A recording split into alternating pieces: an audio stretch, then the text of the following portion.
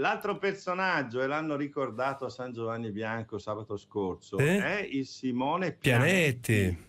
In valle è molto conosciuto, addirittura c'è ancora il detto fa la fode Pianetti, cioè quando tu vuoi rimediare una situazione in modo aggressivo, anche violento, dice fa la fode Pianetti, perché questo qui il 13 luglio uccise 7 persone, ma c'erano le ballate dei cantastorie, ma pure io ho fatto la ballata che dice lassù in Valle Brembana, Camerata Cornello, nel 914 è successo un macello.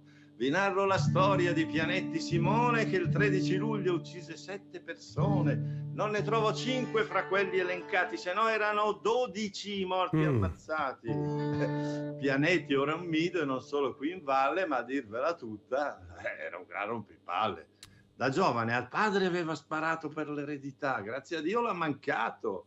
Emigra a New York, però lì non sfonda, ritorna al paese dove si ammoglia. In sostanza, poveretto, apre una pensione col ballo, perché questo qui è stato in America, torna al paesello di Camerata Cornello, mette su la trattoria, ma c'era anche la balera.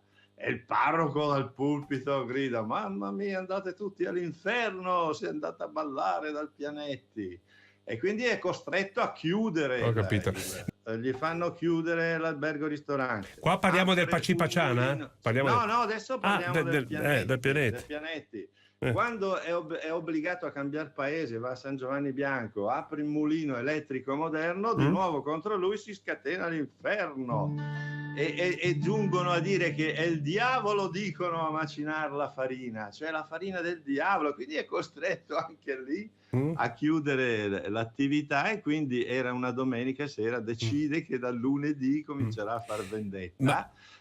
Ne ha 12 in lista, anche di più si dice, e ne ucciderà 7 poi. Ma a chi potrebbe essere le autorità? A chi potrebbe essere comparato questo Pianetti adesso? Cioè chi potrebbe essere? Non lo so proprio, però è una sorta di qualcuno che in sostanza se la prende col potere, perché va a uccidere il sindaco, poi non lo trova, uccide comunque il dottore, uccide il segretario, uccide il giudice di pace, uccide il parroco. Allora Don Filippi, quando l'ebbe di fronte, ci disse: sul preos di ogni male è lei la fonte. Alla stamiga lui cosa mi faccio? La riverisco e gas bam! Va bene, no, adesso ne so qualcosa di più sul Pianetti, anche perché prof, tu sai che noi ci colleghiamo con Yuri Pianetti. Yuri sarà parente.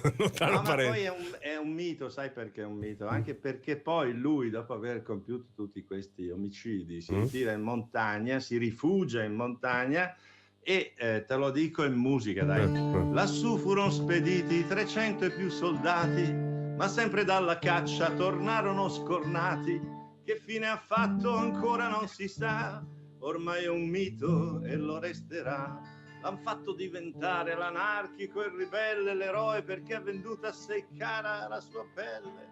Lui era un uomo in rovina e disperato, che dei soprusi si è vendicato, ma la sua storia ora e sempre griderà giustizia, orgoglio, ribellione, libertà. È un simbolo di libertà. Se ne vorrebbe uno in ogni paesello. Addirittura.